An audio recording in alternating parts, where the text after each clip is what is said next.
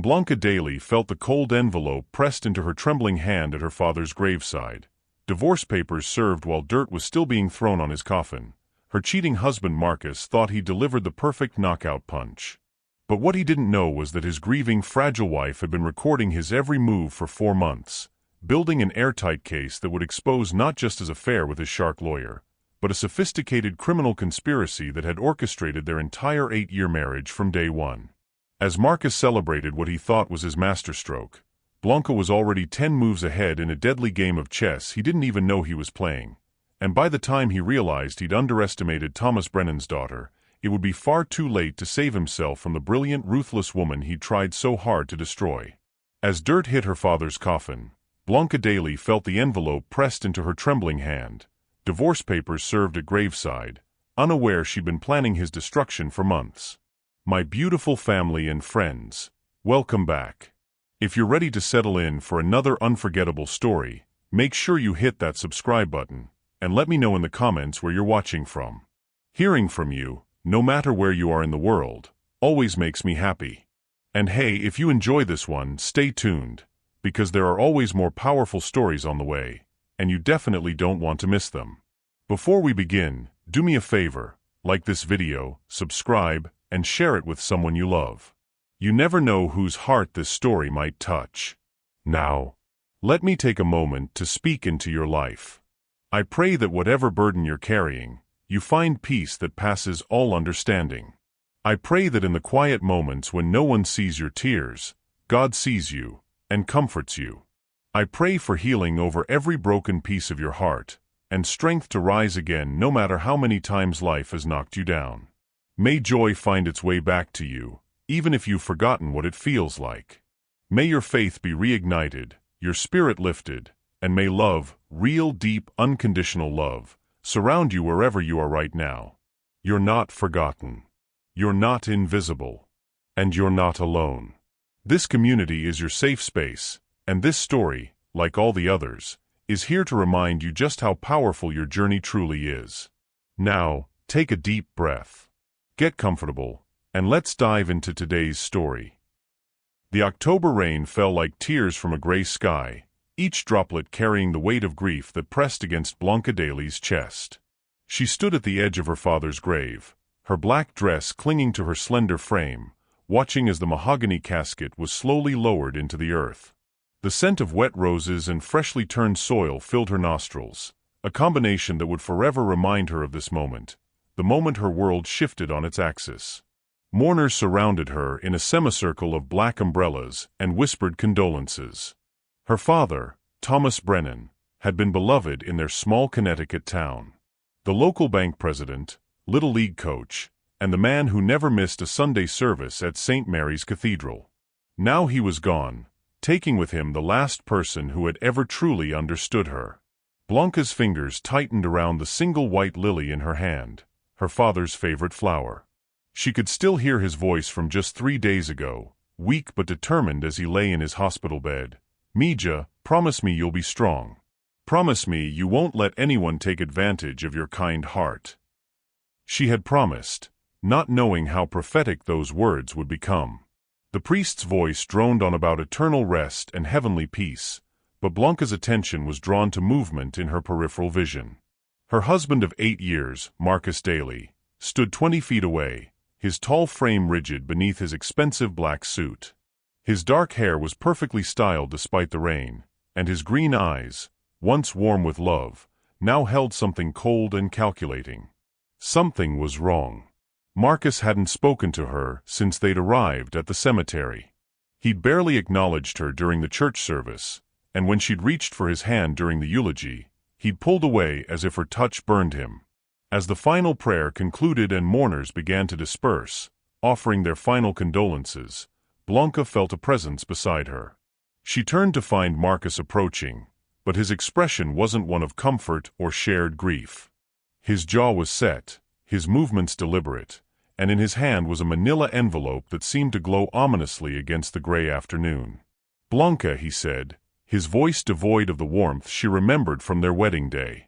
The rain had stopped, but the air still hung heavy with moisture and unspoken tension. "Marcus, what?" she began, but he cut her off by pressing the envelope into her hands. "I'm sorry for the timing," he said, though his tone suggested he wasn't sorry at all. "But my lawyer said it couldn't wait any longer." Blanca's fingers trembled as she looked down at the envelope. Her name was written across the front in official lettering, and in the corner was the logo of Hartwell and Associates, the most ruthless divorce attorneys in the state. The world seemed to tilt. Around them, the last of the mourners were walking away, their voices fading into the distance. The groundskeepers waited respectfully at a distance, shovels in hand, ready to complete their solemn task. "You're serving me divorce papers," she whispered, her voice barely audible above the dripping of water from the cemetery's ancient oak trees. "At my father's funeral." Marcus shifted uncomfortably, but his resolve didn't waver. "The papers were filed yesterday. I wanted to tell you in person rather than have you served by a stranger." Blanca stared at him, this man she had loved since college, this man who had promised to love her in sickness and in health, for richer or poorer. The man who was now destroying their marriage while dirt was still being thrown on her father's grave. But as the initial shock began to fade, something else took its place. Not the devastation Marcus clearly expected to see. Not the tears or pleading he was probably prepared for. Instead, a small, almost imperceptible smile played at the corners of Blanca's lips. Because Marcus Daly had no idea that his wife had been expecting this moment for exactly 4 months, 2 weeks, and 3 days. He had no idea that every move he'd made, every secret meeting, every hidden transaction, had been carefully documented and catalogued. He had no idea that while he thought he was 10 steps ahead, Blanca had been running an entirely different race. "Thank you for this," she said quietly, tucking the envelope into her purse with steady hands. "You've just made everything so much easier." Marcus frowned, clearly confused by her calm reaction. "Blanca, I know this is hard, but—" "Hard?" She looked up at him, and for just a moment, he caught a glimpse of something in her dark eyes that made him take a step back. Something sharp and knowing and utterly fearless. "Oh, Marcus. You have no idea what hard looks like yet." As she walked away from her father's grave, leaving her husband standing alone in the drizzling rain, Blanca Daly felt the first spark of something she hadn't experienced in months: anticipation. The game was finally beginning. What do you think Blanca has been planning for the past 4 months? Have you ever had a moment where someone underestimated you completely? Share your thoughts in the comments below. I'd love to hear about times when you were more prepared than people realized. 3 hours after the funeral, Blanca sat in her father's study, surrounded by the familiar scent of leather-bound books and the faint aroma of his favorite pipe tobacco. The room remained exactly as he'd left it, mahogany desk positioned to catch the afternoon light, family photographs arranged with military precision, and his reading glasses still folded neatly beside his final crossword puzzle. She had changed from her funeral dress into jeans and her father's old Yale sweatshirt, finding comfort in the soft cotton that still held traces of his cologne. The divorce papers lay spread across the desk before her, each page a testament to Marcus's calculated cruelty. But instead of tears, Blanca's eyes held the focused intensity of a chess master studying her opponent's opening move. Her phone buzzed with a text from her best friend and business partner, Sofia Martinez. "How are you holding up, honey? Do you need me to come over?" Blanca smiled, typing back, "I'm okay. Actually, I'm better than okay." He finally made his move. The response came immediately: "What?" He didn't. Divorce papers. At the cemetery. Right after they lowered Dad into the ground. "That bastard. I'm coming over right now. Bring the files from the safe. It's time." While waiting for Sofia, Blanca walked to the window overlooking her father's meticulously maintained garden. The roses he'd planted for her mother, who had died when Blanca was 12, still bloomed faithfully each spring. Thomas Brennan had been a man who believed in patience, planning, and the power of quiet observation. "You taught me well, Dad," she whispered to the glass, her breath fogging the pain. "You always said the best defense is a good offense, but the best offense is one your opponent never sees coming." Her mind drifted back to 4 months ago, to the night that had changed everything. She'd returned home early from a business trip to find Marcus's laptop open on their kitchen counter, forgotten in his haste to shower before she arrived. The screen displayed an email thread that made her blood run cold. The prenup is ironclad, but there are ways around it. We need to establish a pattern of her mental instability. Document everything, mood swings, forgetfulness, anything we can use. The inheritance from her father will be substantial, and if we play this right, you'll get half of everything, including her business. The email was from Victoria Hartwell, the shark lawyer whose business card now sat in Blanca's purse. But it wasn't just the legal strategy that had shattered her world, it was Marcus's response. She's so trusting, it's almost pathetic. 8 years of marriage, and she still believes I love her. The medication switch was genius. Those anxiety pills you suggested are making her paranoid and forgetful. She actually apologized to me yesterday for being difficult lately. This will be easier than we thought. That night, Blanca had sat in this very study, her father's wisdom echoing in her mind. Mija, when someone shows you who they really are, believe them. But when they underestimate who you are, use it. She had spent the next 4 months becoming someone Marcus had never bothered to truly know. While he saw a fragile, grieving daughter struggling with anxiety, Blanca had been methodically building her case. She'd switched out the pills he'd been giving her with harmless vitamins, documenting his gaslighting attempts with hidden cameras. She'd hired her own private investigator, a former FBI agent named Catherine Reed who specialized in financial fraud. What they discovered was breathtaking in its scope. Marcus hadn't just been planning to divorce her. He'd been systematically embezzling from her marketing firm, Brennan and Associates, the company she'd built from nothing after college. He'd been funneling money through shell companies, preparing to claim the business was failing due to her mental instability. He'd even been having an affair with Victoria Hartwell herself, mixing business with pleasure in the most cliché way possible. But the crown jewel of his deception was his plan to contest her father's will. Thomas Brennan had left his daughter everything: the house, his investments, his life insurance policy worth $2 million. Marcus and Victoria had been preparing to argue that Blanca was mentally unfit to inherit, positioning Marcus as the responsible spouse who should manage her affairs. The front door chimed, and Blanca heard Sophia's familiar voice calling out, "Blanca? Where are you, honey?" "In Dad's study." Sophia Martinez burst through the door like a hurricane in designer heels, her dark hair wild from the October wind, her arms full of file boxes and her laptop bag. At 32, she was 2 years younger than Blanca, but had the fierce protective instincts of a mother bear. They'd met in business school and had been inseparable ever since, Sophia handling the creative side of their marketing firm while Blanca managed operations and strategy. "Show me," Sophia demanded, setting down the boxes and pulling out her laptop. "Show me everything that son of a bitch has done." For the next hour, they spread documents across every surface of the study. Bank statements showing the embezzled funds. Photographs from the private investigator showing Marcus and Victoria's romantic dinners. Audio recordings of phone conversations where they discussed their strategy. Email printouts detailing their plan to have Blanca declared mentally incompetent. "This is..." Sophia shook her head in amazement.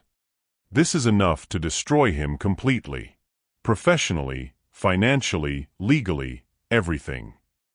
"That's the idea," Blanca said quietly, her fingers tracing the edge of a photograph showing Marcus kissing Victoria outside an expensive restaurant. "But it has to be perfect. One mistake, one piece of evidence thrown out on a technicality, and he could still win." Sophia studied her best friend's face, seeing something there she'd never seen before.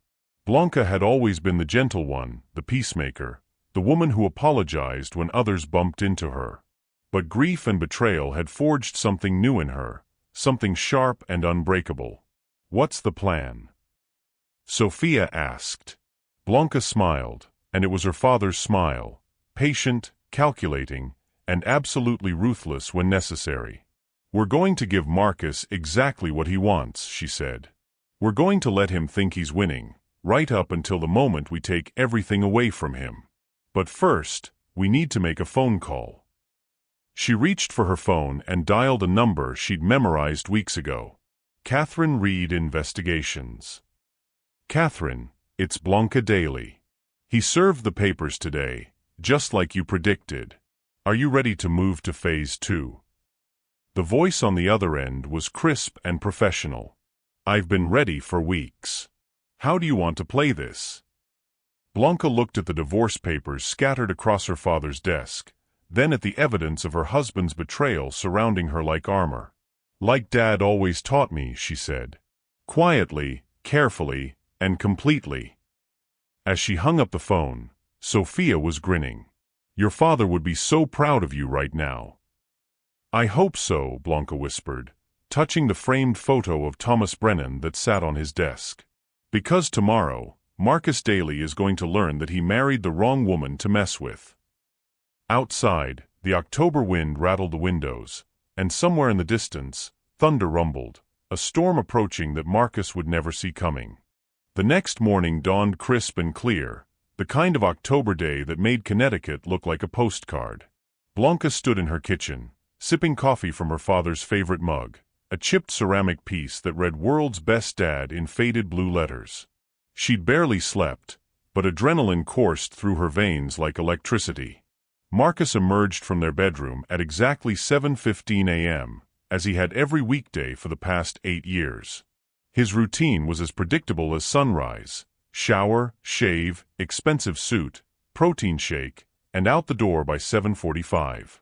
He moved through their shared space like a stranger now, avoiding eye contact, his jaw set in the determined line of a man who'd made an irreversible decision. Good morning, Blanca said softly, her voice carrying just the right note of wounded confusion. She'd practiced this performance in the mirror, perfecting the role of the blindsided wife. Marcus paused at the coffee maker, his shoulders tensing. Blanca, about yesterday. I understand, she interrupted, setting down her mug with trembling hands. The tremor was real, not from fear, but from the effort of containing her rage. I know you think this is what's best. He turned to face her, and for a moment, she saw a flicker of something that might have been guilt. But it vanished quickly, replaced by the cold resolve she'd grown to recognize over the past months. It is what's best, he said, pouring his coffee with mechanical precision. For both of us. We've grown apart, Blanca.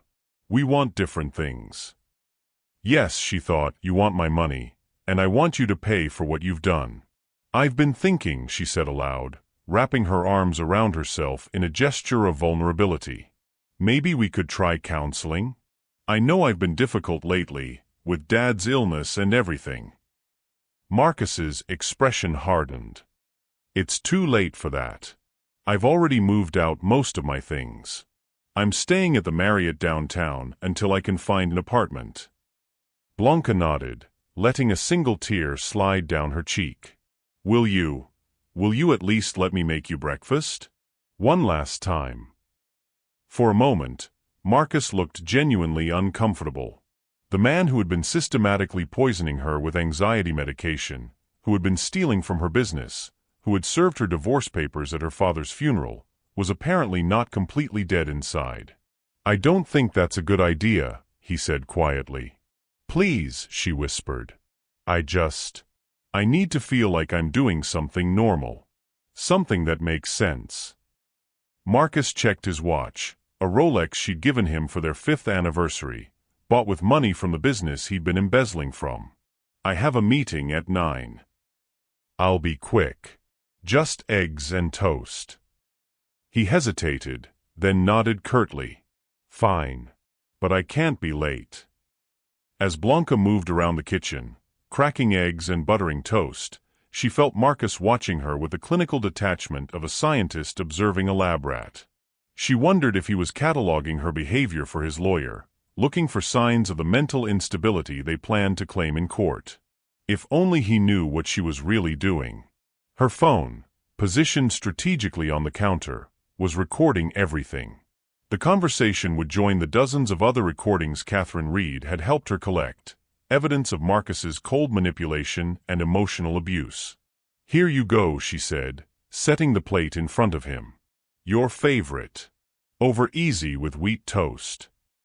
Marcus ate mechanically, checking his phone between bites. Blanca sat across from him, picking at her own breakfast, playing the part of the devastated wife. But inside, she was counting down. 3, 2, 1. Her phone rang. "Sorry," she said, glancing at the screen. "It's Sophia. I should take this." "Blanca." Sophia's voice was perfectly pitched, concerned but professional. "I'm so sorry to bother you this early, but we have a problem at the office. The Hartwell account."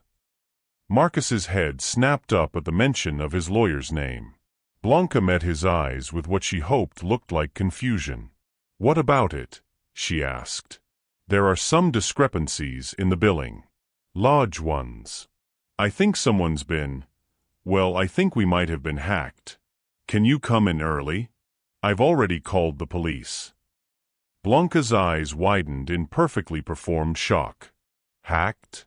How much are we talking about?" "Over $200,000, Blanca. I'm so sorry." Marcus had gone very still, his fork suspended halfway to his mouth. Blanca watched his face carefully, seeing the exact moment when panic flickered across his features. "I'll be right there," she said into the phone. "Don't touch anything else until I arrive." She hung up and looked at Marcus with devastated eyes. "Someone's been stealing from my company. Sophia thinks it might be connected to the Hartwell account. They're one of our biggest clients." "Hartwell." Marcus's voice was carefully neutral, but Blanca caught the slight tremor. "Victoria Hartwell's law firm. They hired us 6 months ago for a major rebranding campaign." She stood up, grabbing her purse and keys. "I have to go. The police are already involved." Marcus was on his feet too, his breakfast forgotten. "Blanca, wait. Maybe you shouldn't." "Shouldn't what?" She turned to face him, and for just a moment, let her mask slip. Let him see the steel beneath the silk. "Shouldn't protect my business? The business I built from nothing? The business that's been supporting both of us." He stepped back, something in her tone making him wary. "I just meant, with everything that's happening between us, maybe you should let Sophia handle it." "No," Blanca said firmly. "This is my company. My responsibility. My fight." She headed for the door, then paused, looking back at him with what appeared to be sudden vulnerability. "Marcus? I know things are complicated between us right now, but you'd tell me if you knew anything about this, wouldn't you? If someone was trying to hurt my business." The question hung in the air like a blade.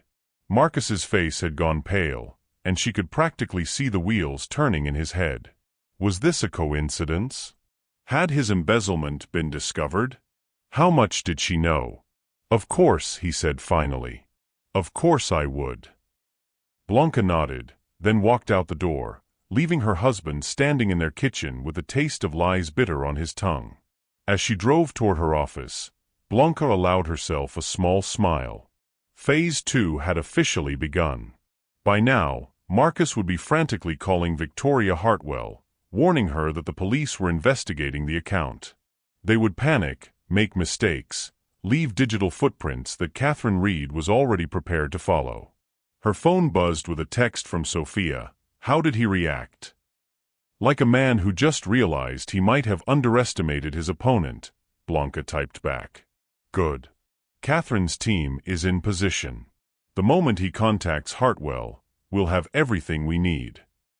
Blanca pulled into the parking lot of Brennan and Associates, the building she'd bought with her own money, the business she'd built with her own hands. Through the windows, she could see Sophia waiting with 2 men in suits, not police officers, but Catherine Reed's associates, playing their parts perfectly. As she walked toward the building, Blanca felt her father's presence like a warm hand on her shoulder. Thomas Brennan had taught her that the best victories were won before the enemy even realized they were at war. Marcus Daly was about to learn that lesson the hard way. Her phone rang again. This time, it was Catherine Reed. "He took the bait," Catherine said without preamble. "Marcus called Victoria Hartwell 3 minutes after you left the house. We have the recording.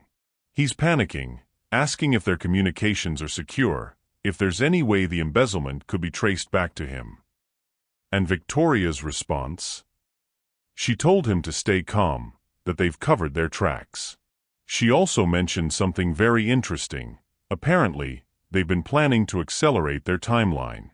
They want to have you declared mentally incompetent within the next 2 weeks, before your father's estate is fully settled. Blanca's grip tightened on her phone. 2 weeks. Which means we need to move faster than planned. Are you ready for Phase 3? Blanca looked up at the building that bore her family name, thought of her father's grave still fresh with yesterday's flowers, and felt something cold and determined settle in her chest. "I'm ready," she said. "Let's destroy them." Marcus is starting to panic, but he still doesn't know how much Blanca really knows. What do you think her next move should be? Have you ever had to stay calm while someone was trying to manipulate you? Share your thoughts below. I love hearing about moments when people had to be strategic under pressure. The next 72 hours unfolded like a carefully choreographed dance of deception. Blanca moved through her days with the precision of a surgeon, each action calculated to tighten the noose around Marcus's neck while appearing increasingly fragile and overwhelmed. On Wednesday morning, she sat in her office reviewing quarterly reports when Sophia knocked on her door, her expression a masterpiece of concerned confusion. "Blanca, we need to talk," Sophia said, closing the door behind her. "I just got off the phone with our accountant. There are more discrepancies." Blanca looked up from her computer, playing her part perfectly. "More? How is that possible?" "It looks like someone's been accessing our system for months. Small amounts at first, but getting bolder. The total is now approaching $400,000. Sophia sat down across from Blanca's desk, her voice dropping to a whisper. "There's something else. The access logs show the breaches happened during off hours, but someone used your login credentials." "My credentials?"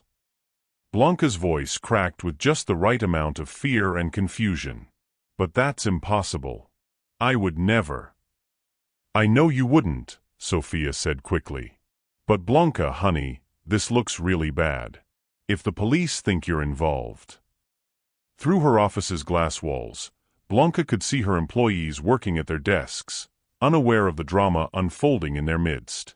She'd built this company from nothing, turning a small marketing consultancy into one of Connecticut's most successful firms. The thought that Marcus had been systematically destroying it while she slept beside him each night made her stomach churn with rage. But she couldn't let that rage show. "Not yet." "What do we do?" she asked, her voice small and frightened. "I think we need to call the FBI," Sophia said. "This is beyond local police now. We're talking about sophisticated cybercrime, identity theft, corporate espionage." Blanca nodded, wrapping her arms around herself. "Do whatever you think is best." I can't think straight right now." What Marcus didn't know was that the FBI had already been called, 3 weeks ago. Agent Sarah Chun, a specialist in white-collar crime, had been working with Catherine Reed to build an airtight case. The discrepancies Sophia was reporting were real, but they were being revealed strategically, each piece of evidence timed to maximum psychological impact. That afternoon, Blanca drove home to find Marcus pacing in their living room, his phone pressed to his ear. He was speaking in hushed, urgent tones, but she caught fragments of the conversation as she entered. "Can't be a coincidence. She's acting strange. What if she knows?" He ended the call abruptly when he saw her, his face flushing with guilt and anger. "How was work?" he asked, his tone falsely casual. "Terrible," Blanca said, sinking onto their couch with a heavy sigh. "The investigation is getting worse. They think someone's been using my computer access to steal from the company. Marcus, what if they think I did it? What if I go to prison?" She watched his face carefully, seeing the war between his conscience and his greed play out in real time. For a moment, she thought he might confess, might tell her the truth and beg for forgiveness. Instead, he sat down beside her and took her hand, the first time he'd touched her voluntarily in months. "That won't happen," he said, his voice gentle but his eyes calculating. "But Blanca, you've been under so much stress lately. With your father's death, and now this, maybe you should consider taking some time off. Let Sophia handle the business for a while." There it was. The setup. Plant the idea that she was too unstable to run her own company, too fragile to handle the investigation. Make her doubt her own competence while positioning himself as the concerned husband trying to protect her. "You think I'm losing my mind," she said quietly. "I think you're grieving and overwhelmed," Marcus replied, squeezing her hand. "There's no shame in admitting you need help." Blanca looked into his eyes, those green eyes she'd once loved, and saw nothing but cold manipulation. This man had shared her bed for 8 years, had held her while she cried over her mother's death, had promised to love and protect her. Now he was systematically destroying her life while pretending to care about her well-being. "Maybe you're right," she whispered. "Maybe I should step back." Marcus's grip on her hand tightened, and she saw a flash of triumph in his expression. "I think that's very wise. In fact, I've been thinking, maybe we should put the divorce on hold. Until you're feeling better." Of course, Blanca thought. Can't divorce a mentally incompetent woman and claim half her assets. Better to have her declared unfit and become her legal guardian. "Would you do that?" she asked, injecting hope into her voice. "Would you really give us another chance?" "I love you, Blanca," he said, and the lie rolled off his tongue so smoothly she almost believed he believed it himself. "I've always loved you. I just want what's best for you." That night, as Marcus slept beside her, Blanca lay awake staring at the ceiling. Her phone, hidden beneath her pillow, was recording his sleep-talking, a habit he developed recently, probably due to stress. Catherine Reed had suggested it might yield useful information, and she'd been right. Over the past week, Marcus had mumbled about the plan, Victoria, and $2 million in his sleep. At 2:17 a.m., her phone buzzed with a text from Catherine, "Emergency. Meet me at the usual place in 1 hour. Come alone." Blanca slipped out of bed, grabbed her clothes, and crept downstairs. She left a note on the kitchen counter, "Couldn't sleep. Gone for a drive. Back soon." And drove to the 24-hour diner on Route 9 where she'd been meeting Catherine for clandestine updates. She found the private investigator in a corner booth, her laptop open and her expression grim. "We have a problem," Catherine said without preamble. "Victoria Hartwell filed an emergency motion this afternoon. She's asking for a psychological evaluation, claiming you're a danger to yourself and others." Blanca's blood ran cold. On what grounds? Marcus provided an affidavit. "He claims you've been having paranoid delusions, talking about people following you, accusing innocent colleagues of stealing from your company. He says you've been taking unprescribed medication and making erratic business decisions." "But that's all lies." "I know it's lies. You know it's lies. But Marcus has been very clever. He's been documenting everything, or rather, creating documentation. Fake journal entries about your deteriorating mental state. Photos of pill bottles he planted in your purse. Even a recording of you supposedly threatening a business rival." Blanca stared at Catherine in horror. "A recording? But I never." "It's fabricated. Sophisticated audio manipulation, but fabricated nonetheless.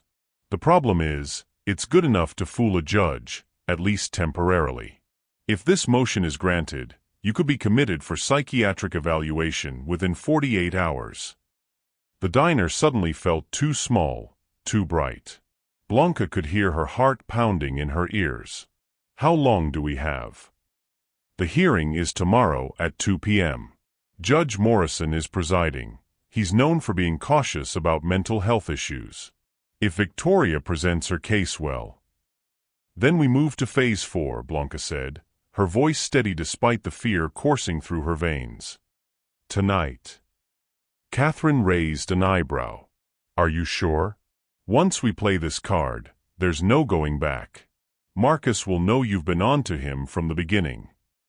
Blanca thought of her father, lying in his hospital bed just days before he died, gripping her hand with surprising strength.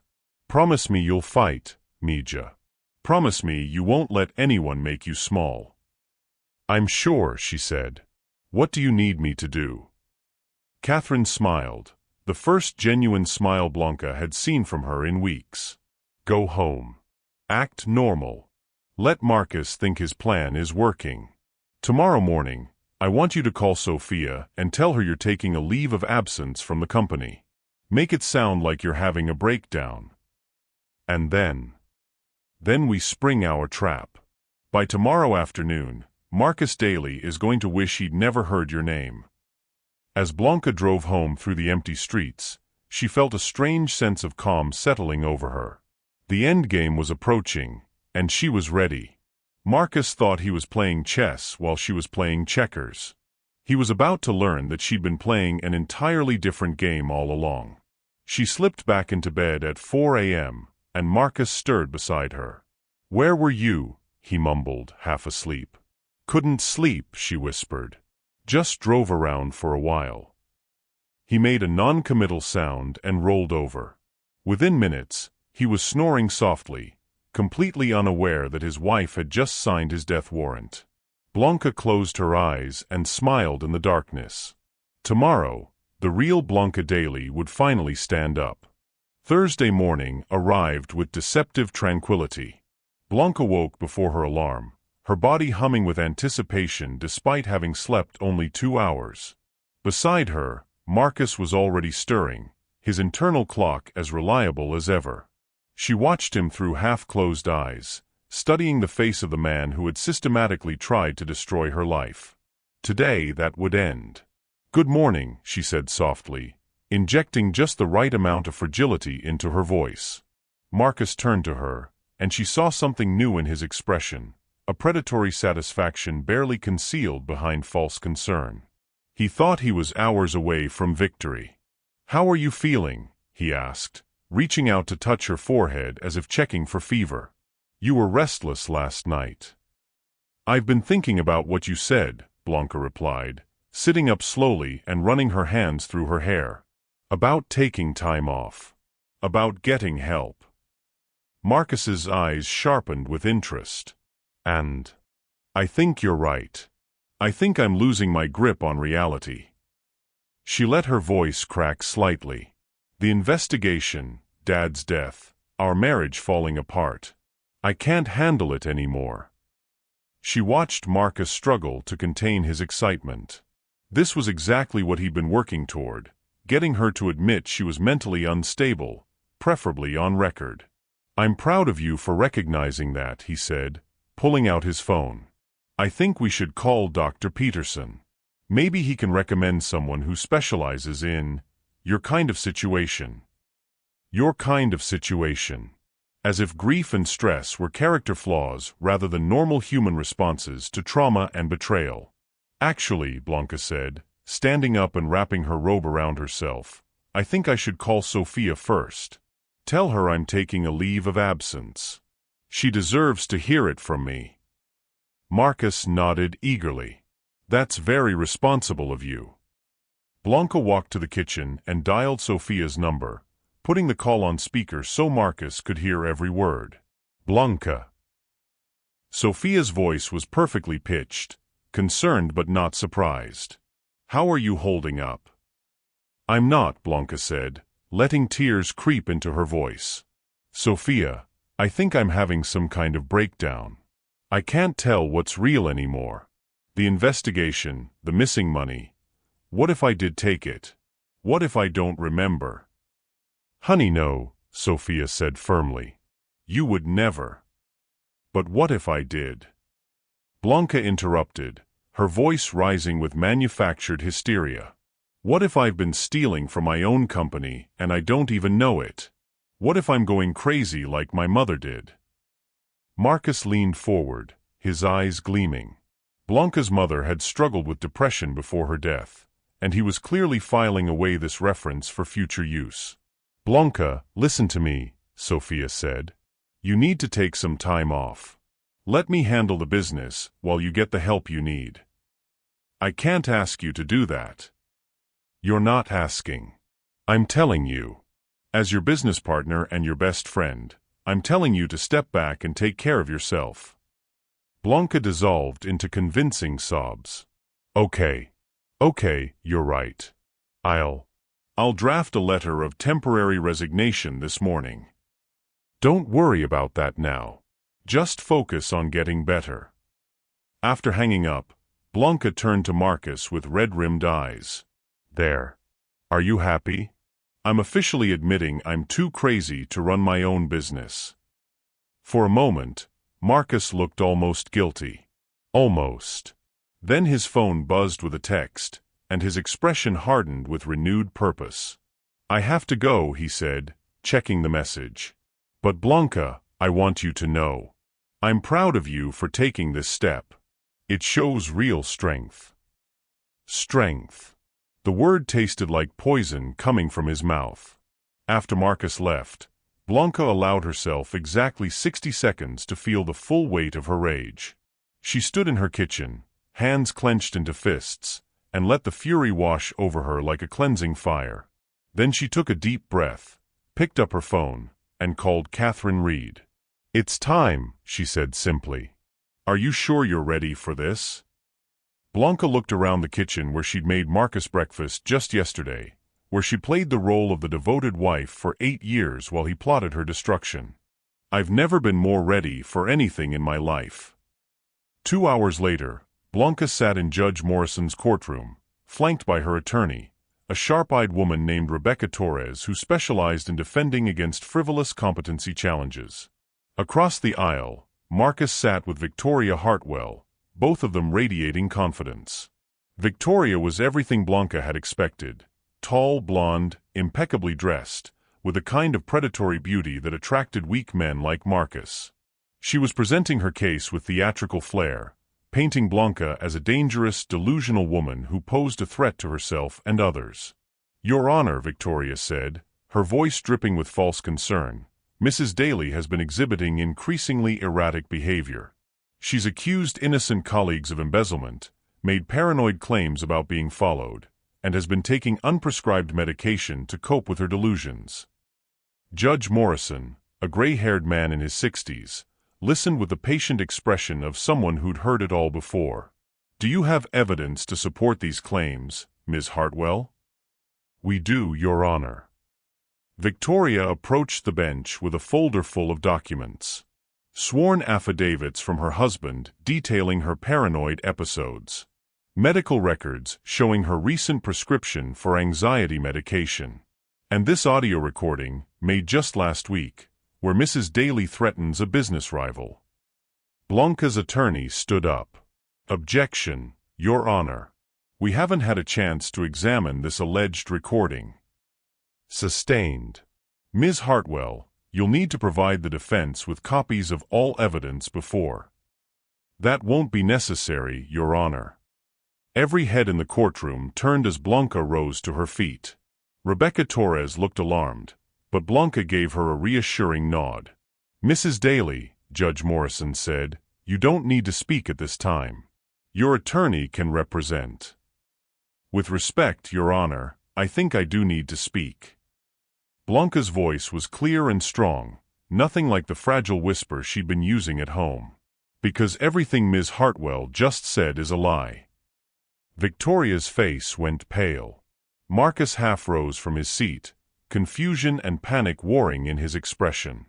Mrs. Daly, Judge Morrison said carefully, are you saying you dispute your husband's account of your mental state?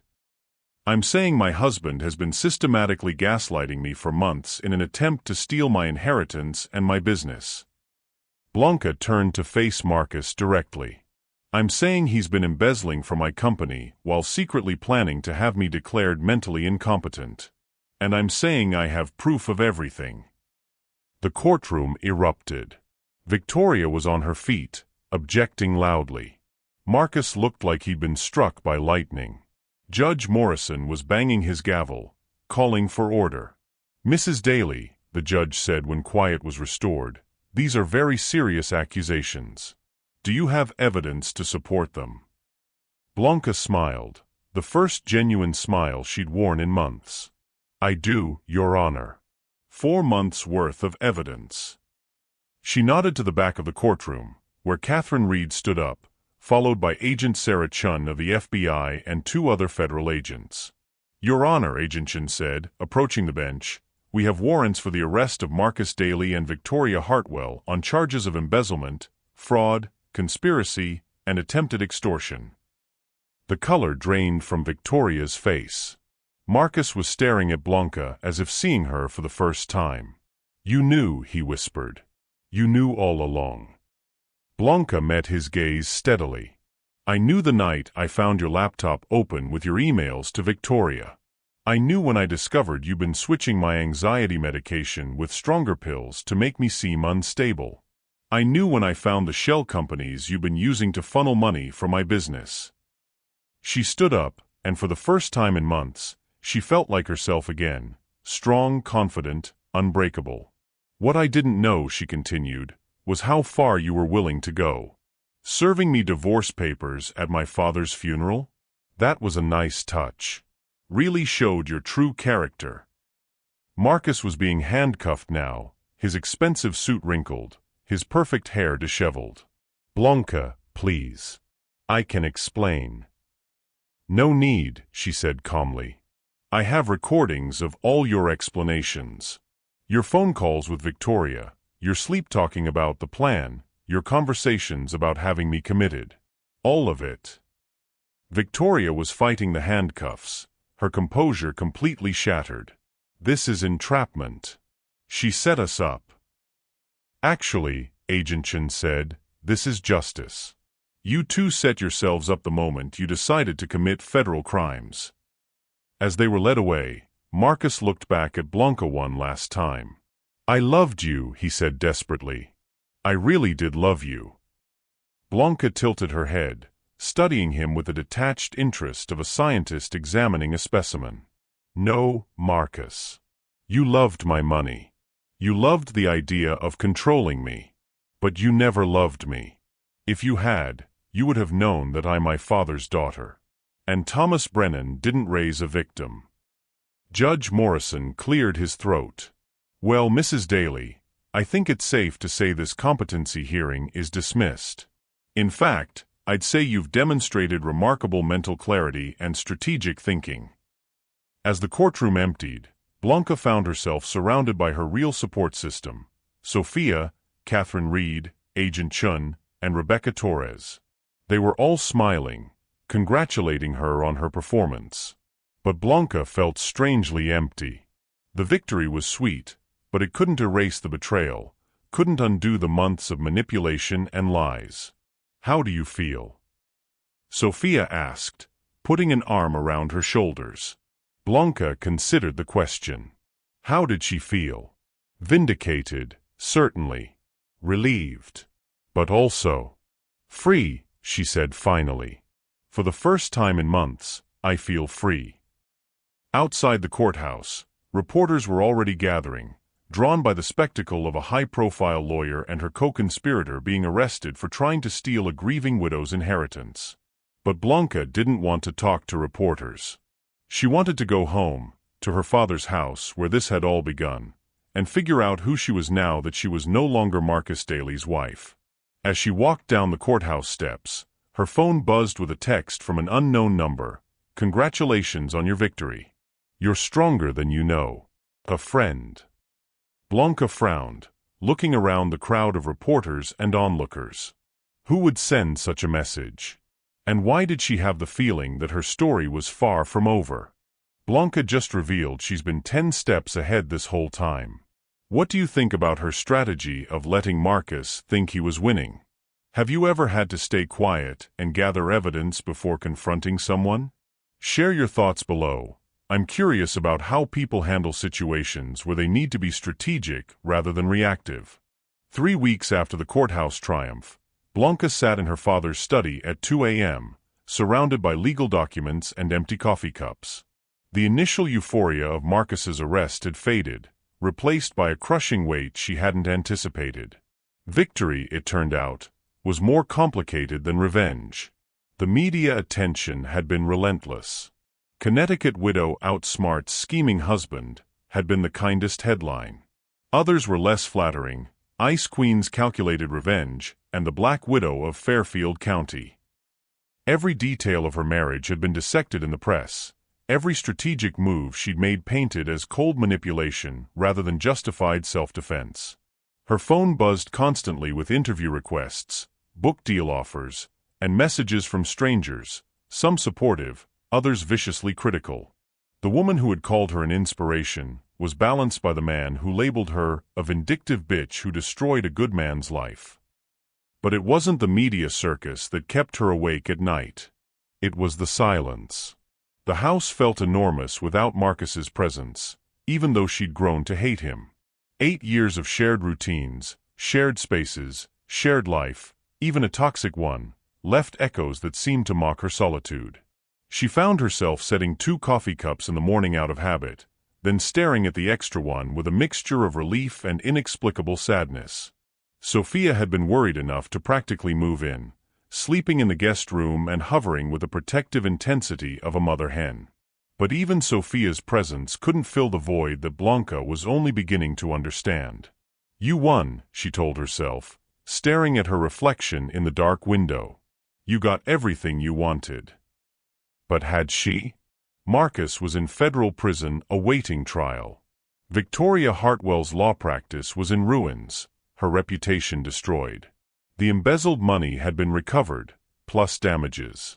Blanca's business was thriving again, her mental competency unquestioned, her father's inheritance secure. So why did she feel so empty? Her laptop chimed with a new email. Another interview request, probably, or maybe another legal document to sign. She almost ignored it, but something about the sender's address made her pause. tbrennan1952@gmail.com. Her father's initials. His birth year. With trembling fingers, she opened the message. "My dearest Blanca, if you're reading this, it means you've won your battle with Marcus. I knew you would. I also know you're probably sitting in my study right now, wondering if victory was worth the cost. I set up this email to be sent automatically 3 weeks after my death, because I knew you'd need to hear this when the dust settled and you were alone with your thoughts. You did the right thing, Mija. Not the easy thing, not the kind thing, but the right thing. Sometimes protecting ourselves requires us to become harder than we ever wanted to be. Sometimes love means being willing to be seen as the villain in someone else's story. But don't let that hardness become who you are. Don't let Marcus's betrayal close your heart to the possibility of real love, real trust, real partnership. You are not your mother, and you are not destined to be alone. There's something else you need to know. Check the safe behind my desk. The combination is your mother's birthday. Inside, you'll find documents that explain why Marcus targeted you in the first place. This wasn't random, Blanca. This was planned from the very beginning. Be careful. Be smart. But most importantly, be open to the possibility that your story isn't over. It's just beginning.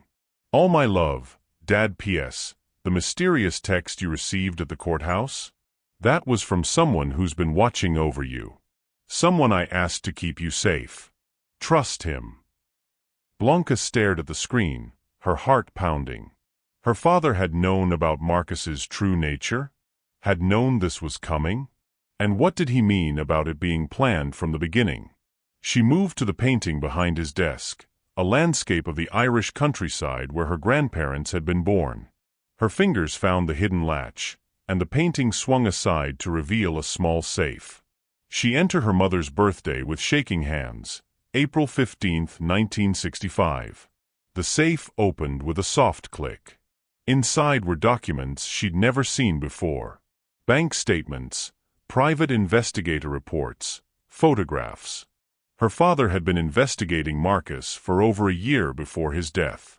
The first document made her blood run cold. It was a background check on Marcus Daly, dated 2 months before she'd even met him in college. Someone had been researching her family's wealth, her father's business connections. Marcus's chance encounter with her at the campus coffee shop hadn't been chance at all. The second document was worse. A contract, signed by Marcus and someone named J. Castellano, outlining a plan to marry Blanca, gain access to the Brennan family fortune, and eliminate any obstacles to that goal. The contract was dated 6 months before their first date. Their entire relationship had been a lie from day one. Blanca sank into her father's chair, the documents scattered across the desk like pieces of a puzzle she'd never wanted to solve. 8 years of marriage. 8 years of what she'd thought was love, companionship, partnership. All of it had been an elaborate con game. She thought she'd felt betrayed before. This was something deeper, more devastating. This wasn't just the death of her marriage, it was the death of her entire adult life as she'd understood it. Her phone rang, startling her from her spiral of despair. Unknown number. "Hello," she answered, her voice hoarse. "Mrs. Daly? This is Detective Ray Santos with the Connecticut State Police. I'm sorry to call so late, but we have a situation." Blanca's grip tightened on the phone. What kind of situation? Marcus Daly was attacked in prison tonight. He's in critical condition at Hartford Hospital. He's been asking for you. The world seemed to tilt. Attacked? By who? We're still investigating, but Mrs. Daly, there's something else. We have reason to believe this attack is connected to the people who originally hired your husband. The ones mentioned in those documents your father left you. Blanca's blood turned to ice. You know about the documents? Your father contacted us 6 months ago. He was worried about your safety, said if anything happened to him, we should watch out for you. Mrs. Daly, I think you need to come to the hospital. And I think you need protection. Protection from who? From whoever decided Marcus Daly had become a liability. As Blanca hung up the phone, she realized that her victory over Marcus had been just the opening move in a much larger, more dangerous game. Her father's email had warned her that her story was just beginning, but she'd thought he meant her new life as a free woman. Now she understood. The people who had hired Marcus to destroy her life weren't finished with her yet. And with Marcus in critical condition, she might be the only person who could identify them. She looked at the documents spread across her father's desk, then at her reflection in the dark window. The woman staring back at her looked older, harder, more alone than she'd ever been. But she also looked determined. "Okay, Dad," she whispered to the empty room. Round 2. As she gathered the documents and prepared to drive to the hospital, Blanca couldn't shake the feeling that she was being watched. She moved through the house, turning off lights and checking locks, her father's words echoing in her mind. "Someone I asked to keep you safe. Trust him." Outside, a car engine started in the distance. Headlights swept across her windows as a vehicle drove slowly past her house. Blanca grabbed her keys, her phone, and the documents from the safe. Whatever was coming next, she would face it the same way she'd faced Marcus, with intelligence, courage, and the unshakable knowledge that she was Thomas Brennan's daughter. But as she stepped into the cold October night, she couldn't help but wonder, how many more betrayals could one heart survive? The answer, she feared, was about to be tested. Hartford Hospital's ICU hummed with the quiet efficiency of life-and-death decisions. Blanca walked through the sterile corridors at 3:47 a.m., her footsteps echoing against polished floors. Detective Santos had met her in the parking lot, his weathered face grim with concern. "He's stable for now," Santos said as they approached Marcus's room. "But Mrs. Daly, I need you to understand, this wasn't a random prison fight. This was professional. Calculated. Someone wanted him silenced." Through the window, Blanca could see Marcus connected to machines, his face swollen and bruised beyond recognition. A part of her, the part that had loved him once, felt a stab of sympathy. But a larger part remembered the documents in her purse, the evidence of 8 years of calculated deception. "Has he said anything?" she asked. "He keeps asking for you. And he keeps saying, 'Tell her about Castellano. Tell her she's not safe.'" Blanca's blood chilled. J. Castellano, the name on the contract her father had hidden in the safe. "Detective, I need to show you something." She pulled out the documents, watching Santos's expression darken as he read. "Jesus," he muttered. "Your father suspected this." More than suspected. He was investigating. Blanca looked through the window at Marcus's broken form. "Who is J. Castellano?" "Joseph Castellano. He runs a consulting firm. Officially, they help wealthy families with security, background checks, that sort of thing. Unofficially."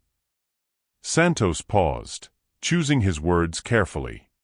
"Let's just say they specialize in long-term investments in people's lives." "You mean they arrange marriages?" "For money. Among other things. We've been trying to build a case against him for years, but he's careful. Uses intermediaries, keeps his hands clean. If your husband was working for him—" A commotion in the hallway interrupted them. Blanca turned to see a tall man in a dark coat arguing with a nurse, his voice low but insistent. There was something familiar about his profile, the way he carried himself. "Sir, visiting hours are over," the nurse was saying. "You can't." "I'm her protection detail," the man said, pulling out credentials. "Where she goes, I go." Blanca's heart stopped. That voice. She knew that voice. The man turned, and their eyes met through the glass. Dark hair, steel-gray eyes, a face that had haunted her dreams for 15 years. A face she'd thought she'd never see again. "Daniel," she whispered. "Daniel Reeves." Her first love. Her college boyfriend before Marcus. The man who had disappeared from her life without explanation during their senior year, leaving her heartbroken and confused. He approached slowly, his expression unreadable. "Hello, Blanca." Detective Santos looked between them. "You two know each other?" "We used to," Blanca said, her voice barely steady. "A long time ago." Daniel's eyes never left her face. "Your father hired me 6 months ago. He was worried about your safety, said he suspected your husband was involved with some dangerous people." The pieces clicked into place with devastating clarity. "You're the one who's been watching me." The text at the courthouse. "Among other things." Daniel's voice was professional, but she caught the flicker of something deeper in his eyes. "Your father was right to be worried. Castellano doesn't like loose ends." "And Marcus is a loose end," Santos said grimly. "Was," Daniel corrected. "Now Blanca is." The words hung in the air like a death sentence. Blanca felt the walls of the hospital corridor closing in around her. First Marcus's betrayal, then the revelation that their entire relationship had been orchestrated, and now this, the man she'd loved and lost 15 years ago, appearing like a ghost from her past to tell her she was marked for death. "I need some air," she said, pushing past them toward the elevator. Daniel followed. "Blanca, wait." "No." She spun around to face him, months of suppressed emotion finally boiling over. "You don't get to do this. You don't get to disappear from my life for 15 years and then show up playing the hero." "I didn't have a choice." "There's always a choice."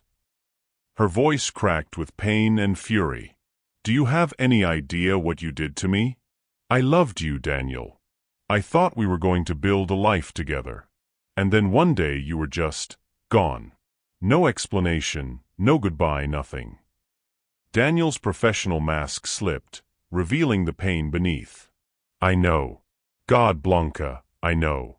But I couldn't." "Couldn't what?" "Couldn't tell me the truth. Couldn't trust me enough to." "I was protecting you." The words exploded from him with 15 years of pent-up anguish.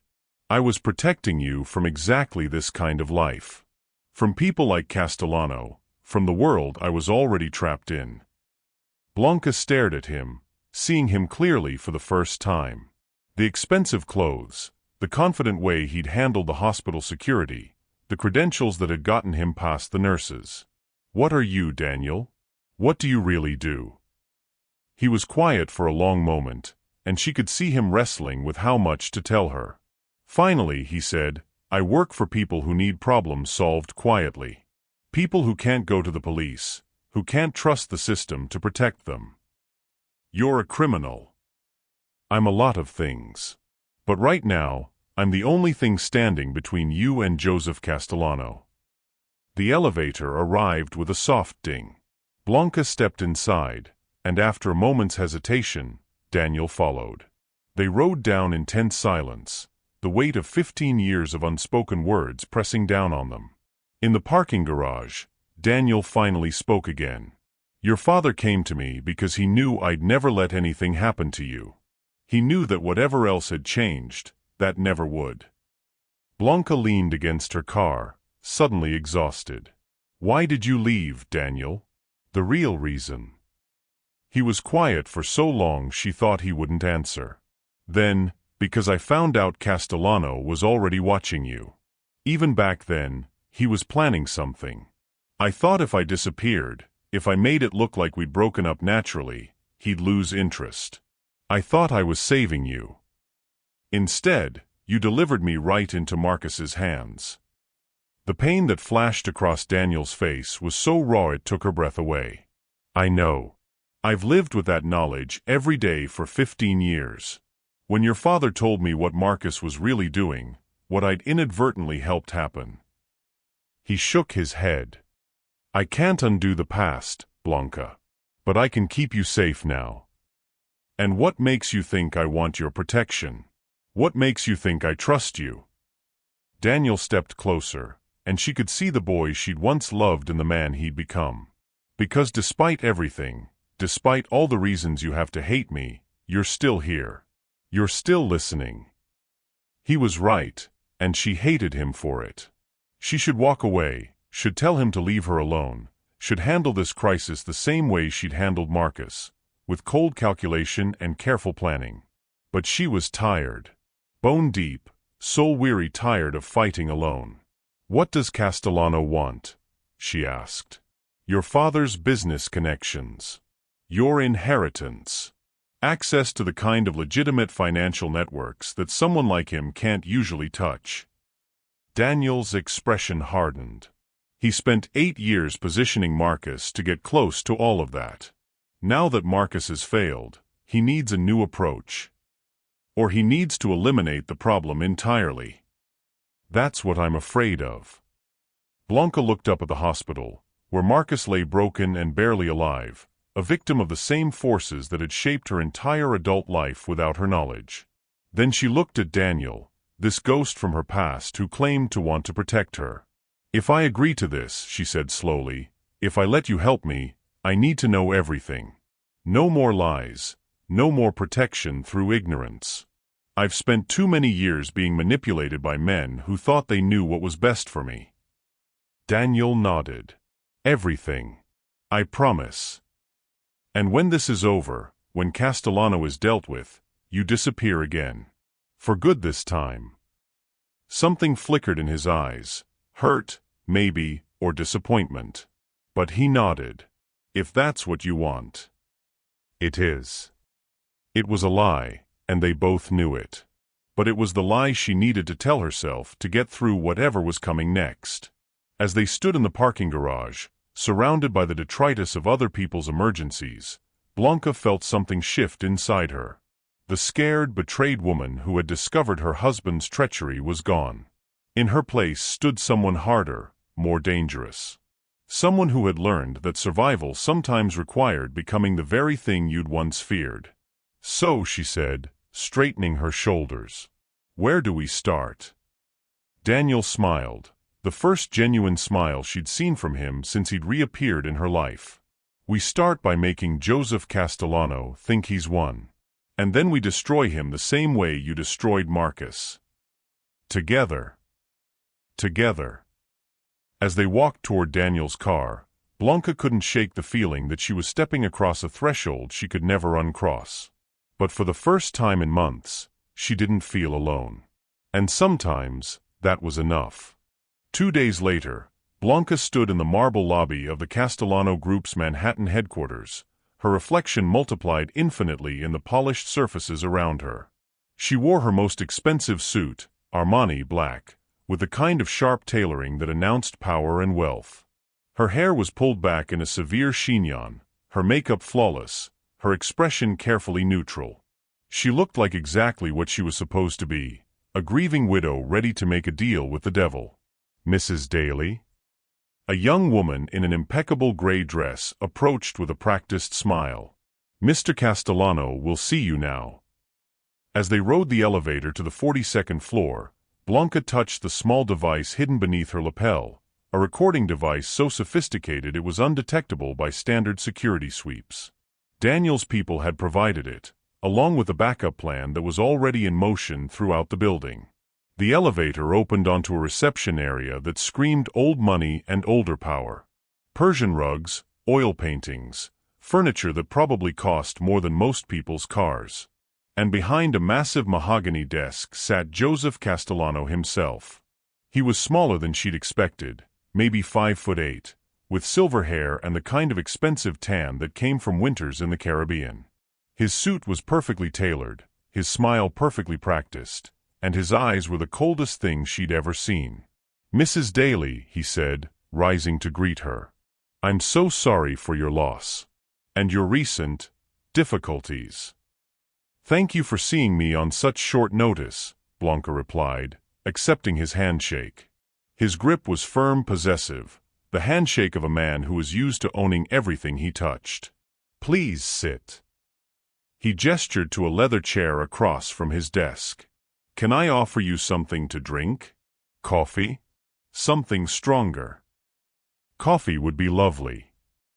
As his assistant prepared the drinks, Castellano studied Blanca with the intensity of a predator sizing up prey. "I have to say, I was surprised by your call. Most people in your situation would be less amenable to conversation." "Most people in my situation don't understand the bigger picture," Blanca replied smoothly. "But I've had time to think since Marcus's arrest. Time to realize that perhaps we've all been working at cross purposes." Castellano's eyebrows rose slightly. "How so?" Blanca accepted her coffee and took a delicate sip before answering. "Marcus was supposed to give you access to my father's business network, correct? His connections in banking, real estate, international finance." "I'm not sure what you mean." "Please, Mr. Castellano. We're both intelligent people. Let's not insult each other with denials." Blanca set down her cup and leaned forward slightly. "Marcus failed. He got greedy, got sloppy, and now he's in prison facing federal charges. But his failure doesn't have to be your failure." For the first time, genuine interest flickered in Castellano's eyes. "Go on." "I have everything Marcus was supposed to get you. More, actually. My father's complete client list, his offshore accounts, his investment strategies. 8 years of marriage gave Marcus access to some of it, but I have access to all of it." "And you're willing to share this, why?" Blanca smiled, and it was her father's smile, calculating, patient, utterly ruthless. "Because I'm a businesswoman, Mr. Castellano. And I recognize a superior business model when I see one." She reached into her purse and pulled out a folder, sliding it across the desk. "A sample of what I can offer. Banking connections in Switzerland, real estate opportunities in the Caymans, investment funds that don't ask inconvenient questions." Castellano opened the folder, and she watched his pupils dilate as he scanned the documents. Real documents, carefully selected to be tantalizing without being truly damaging. "This is impressive," he admitted. "But forgive me if I'm skeptical. Your husband's betrayal was quite public. Why should I trust that you won't do the same? Because unlike Marcus, I understand the value of discretion. And unlike Marcus, I'm not motivated by love or sentiment. Blanca's voice hardened. He destroyed my marriage, stole from my business, and tried to have me declared mentally incompetent. I want him to suffer, Mr. Castellano. I want everyone who helped him to suffer. Including me? That depends entirely on whether you're smart enough to recognize an opportunity when it's sitting across from you. Castellano leaned back in his chair, studying her with new respect. What exactly are you proposing? A partnership. You get access to everything my father built, plus my own business connections. In return, I get protection from any lingering resentment over Marcus's failure, and a percentage of whatever profits you generate from my introductions. And Marcus. Blanca's smile turned arctic. Marcus is no longer my concern. Do with him whatever you think is appropriate.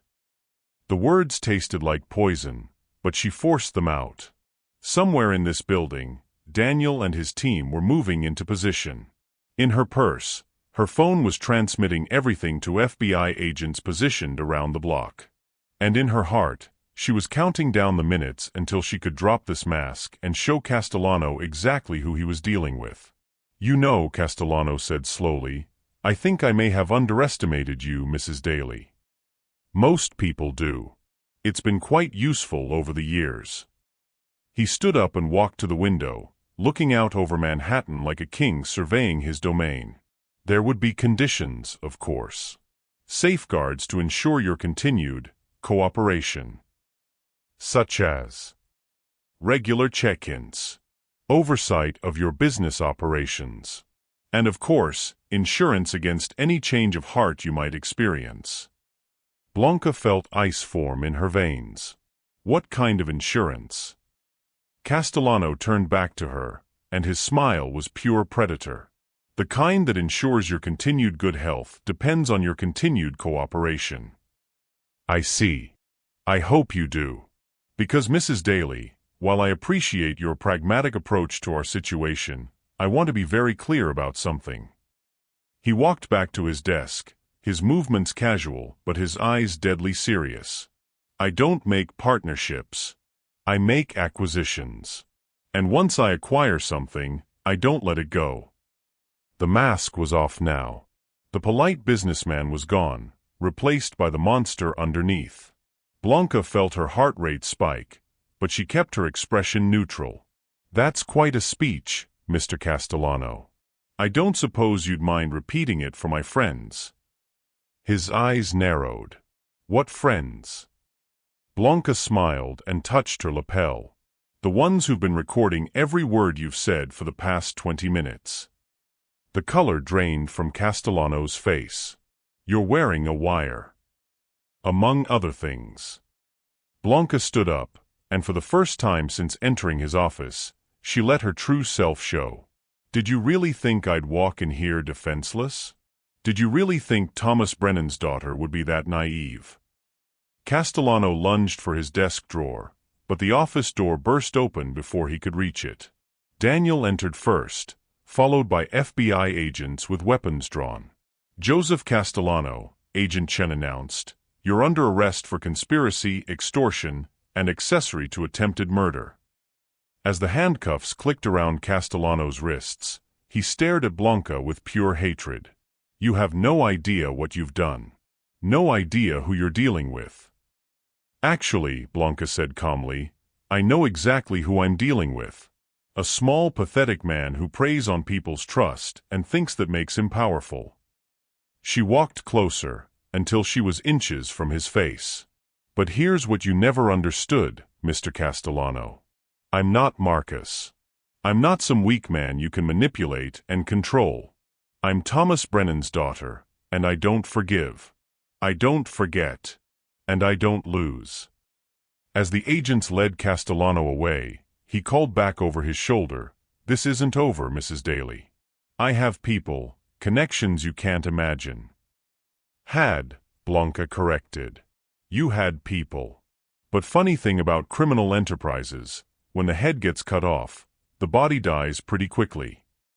Agent Chen approached with a satisfied smile. We got everything we needed. His admission of the conspiracy, the threats, the attempted coercion. Combined with the evidence from Marcus's case, this should put him away for the rest of his life.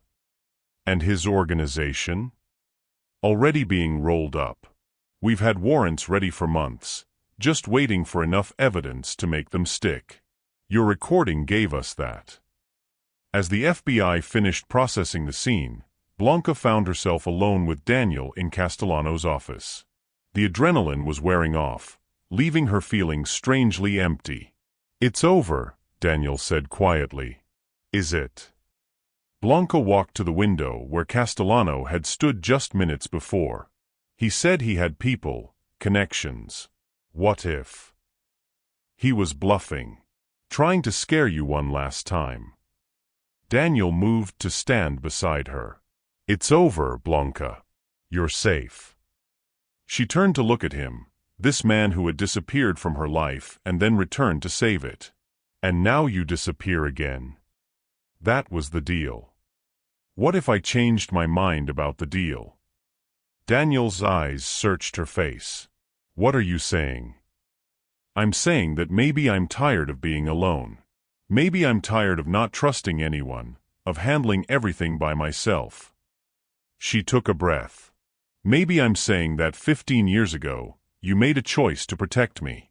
And maybe it's time I made a choice to trust you." "Blanca. I'm not the same person I was in college, Daniel. And neither are you. But maybe that's not a bad thing. Maybe we're exactly who we need to be now." He reached out and touched her face, his thumb tracing the line of her cheek. "Are you sure? Because if we do this, if we try again, I'm not going anywhere. No more disappearing, no more protecting you by leaving you. Promise." "I promise." As he kissed her, Blanca felt something she hadn't experienced in years: hope. Not just for survival, not just for victory, but for something more. Something real. Outside the window, Manhattan stretched out below them, full of possibilities and new beginnings. And for the first time since her father's funeral, Blanca Daly felt like she was exactly where she belonged. 7 months later. The spring morning sun streamed through the windows of Brennan and Associates' new Manhattan office, casting golden rectangles across the polished hardwood floors. Blanca stood at the floor-to-ceiling windows of her corner office, watching the city wake up below. The view was spectacular: Central Park to the north, the Hudson River to the west, and the endless possibilities of New York stretching out in every direction. "Admiring your empire?" Sophia's voice came from the doorway, warm with affection and pride. Blanca turned, smiling at her best friend and business partner. Sophia held 2 steaming cups of coffee and wore the satisfied expression of someone who had just closed a major deal. "Our empire," Blanca corrected, accepting the coffee gratefully. "How did the Morrison Industries meeting go?" "They signed. Full rebranding package, plus ongoing marketing consultation. That's $12 million in new business this quarter alone." Sophia settled into one of the leather chairs facing Blanca's desk. "Your father would be so proud of what you've built here." The mention of her father brought the familiar pang of loss, but it was gentler now, tempered by time and the knowledge that she was living the life he'd wanted for her. The life he'd fought to protect. "I hope so," Blanca said softly. "I think about him every day. He knew, you know. Even at the end, he knew you'd be okay. More than okay, he knew you'd be extraordinary." Through the glass walls of her office, Blanca could see her team at work. 23 employees now, up from the original 5 when she'd started the company 8 years ago. They'd weathered Marcus's embezzlement, the media circus, and the complete upheaval of her personal life. Not only had they survived, they'd thrived. The expansion to New York had been Daniel's idea. Fresh start, he'd said. New city, new opportunities, new memories. He'd been right, as he usually was about such things. "Speaking of extraordinary," Sophia said with a knowing smile, "how are the wedding plans coming?" Blanca's left hand went automatically to the engagement ring Daniel had given her 3 months ago, a simple solitaire that had belonged to his grandmother, nothing like the ostentatious diamond Marcus had chosen. This ring felt right, felt like her. "Slowly," she admitted. "We're both so busy, and honestly, after everything that happened with Marcus, the idea of another wedding feels terrifying. Complicated." Sophia leaned forward, her expression serious. "Blanca, honey, you know Daniel isn't Marcus, right? You know this is completely different." "I know that in my head. But my heart—" Blanca sighed, setting down her coffee. 8 years of marriage to a man who was lying to me from day one. It leaves scars. Of course it does. But you can't let Marcus's betrayal rob you of the chance to be happy with someone who actually loves you. Before Blanca could respond, her assistant's voice came through the intercom. "Mrs. Daly? Mr. Reeves is here for your lunch appointment. Send him in, please." Daniel appeared in the doorway, and Blanca felt the same flutter in her chest she'd experienced every time she'd seen him for the past 6 months. He wore a charcoal gray suit that emphasized his broad shoulders, and his smile was the one reserved just for her, warm, genuine, completely unguarded. "Ladies," he said, nodding to Sophia before crossing to Blanca. He kissed her softly, a gesture so natural and comfortable it still amazed her sometimes. "I'll leave you two to your lunch," Sophia said, gathering her things. "But Blanca, think about what I said, okay?" After Sophia left, Daniel settled into the chair she'd vacated, studying Blanca's face with the intensity that had first attracted her to him 15 years ago. "What did Sophia say that has you looking so thoughtful?" he asked. "Wedding stuff. She thinks I'm overthinking it." "Are you?" Blanca walked back to the window, needing the space to think clearly. "Maybe. Probably. It's just, the last time I planned a wedding, I thought I was marrying someone who loved me. I thought I knew who he was." Daniel was quiet for a moment, then joined her at the window. "Do you know who I am, Blanca?" She looked at him, really looked at him. The lines around his eyes that spoke of years spent in dangerous places. The scar on his left hand from a knife fight in Prague. The way he unconsciously positioned himself between her and the door, even in her own office, because protecting her had become as natural as breathing. "You're the man who disappeared from my life to keep me safe," she said slowly. "The man who came back when I needed you most. The man who helped me destroy the people who tried to destroy me. And you're the man who brings me coffee every morning, even though you hate getting up early. The man who listens to me talk about marketing strategies and actually cares about the answers. The man who holds me when I have nightmares about Marcus and never makes me feel weak for having them." Daniel smiled. "That's a pretty good start. What else?" "You're the man who's never lied to me. Not once, not even when the truth was hard to hear." She turned to face him fully. "You're the man I want to build a life with." "Then what are we waiting for?" The question hung in the air between them, simple and profound. What were they waiting for? Permission from a past that couldn't be changed? Guarantees about a future that no one could predict? "I don't know," she admitted. Daniel reached into his jacket pocket and pulled out a small velvet box. "I have an idea." Blanca's heart stopped. "Daniel, what are you?" "Not what you think," he said quickly, opening the box to reveal not a ring, but a key. An old-fashioned brass key with an intricate design. "This is the key to a house I bought.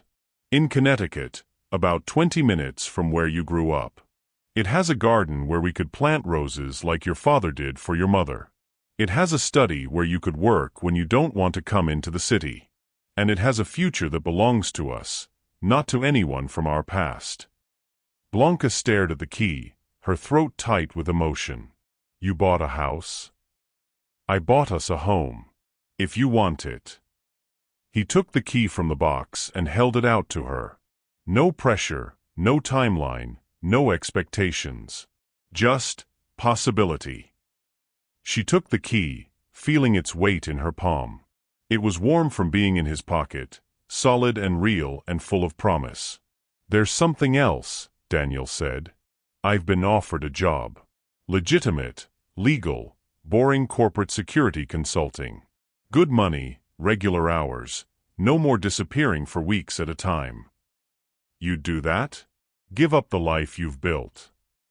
"Blanca, you are the life I want to build. Everything else is just details." Looking at him, Blanca realized that Sophia was right. She had been overthinking, had been letting Marcus's betrayal poison something beautiful and real. Daniel wasn't Marcus. This wasn't her first marriage. This was her chance at the life she'd always wanted, but had been too afraid to believe she deserved. "Ask me," she said quietly. "Ask you what?" "Ask me to marry you. Properly this time." Daniel's smile was radiant as he dropped to one knee right there in her office, with the Manhattan skyline as their witness. "Blanca Brennan Daly, will you marry me? Will you build a life with me? Will you trust me with your heart, your future, your dreams?" "Yes," she said, laughing through tears she didn't remember starting to cry. "Yes to all of it." As he slipped the engagement ring back onto her finger, she'd taken it off that morning, overwhelmed by doubt. Blanca felt something shift inside her.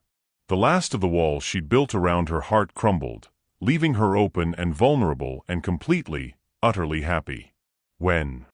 Daniel asked, standing and pulling her into his arms. "Soon," she said. "As soon as we can arrange it. I don't want to wait anymore." "Good. Because I have another surprise." He pulled out his phone and showed her a text message. "Marcus's sentencing hearing is next week. 25 years, no possibility of parole for 15.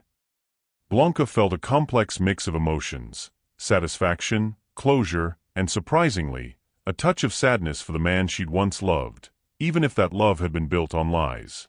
And Castellano? Life without parole. His entire organization has been dismantled. It's over, Blanca. Really, truly over. She nodded, feeling a weight she'd carried for months finally lift from her shoulders. Then we can really start fresh. We already have. As they stood together in her office, surrounded by the evidence of everything she'd built and rebuilt, Blanca thought about the woman she'd been 6 months ago, broken, betrayed, alone. That woman had been strong enough to survive, smart enough to fight back, brave enough to trust again. But this woman, the woman in Daniel's arms, the woman who'd built an empire from ashes, the woman who'd learned that love didn't make you weak but made you invincible, this woman was ready for whatever came next. Her phone buzzed with a text from an unknown number. "Congratulations on your engagement. Your father would be proud. A friend." Blanca frowned, showing the message to Daniel. "Do you know who this is?" Daniel studied the text, then smiled mysteriously. "I have a theory. But I think some mysteries are better left unsolved." "Daniel. Trust me on this one." She looked into his eyes and saw nothing but love, honesty, and the promise of a future built on truth instead of lies. Always. As the afternoon sun slanted through the windows of her corner office, Blanca Daly, soon to be Blanca Reeves, felt the last pieces of her new life clicking into place. She'd lost a marriage built on deception, but she'd gained something infinitely more valuable: the knowledge of her own strength, the love of a good man, and the unshakable certainty that she could handle whatever life threw at her. Her father had been right. She was stronger than she knew. And her story, the real story, was just beginning. Outside, New York hummed with possibility, and inside, two people who'd found their way back to each other after 15 years of separation planned a future that belonged entirely to them. It was, Blanca thought as Daniel spun her around the office, exactly the ending her father would have written for her. Blanca's journey from betrayed wife to empowered woman shows us that sometimes our greatest challenges become our greatest strengths.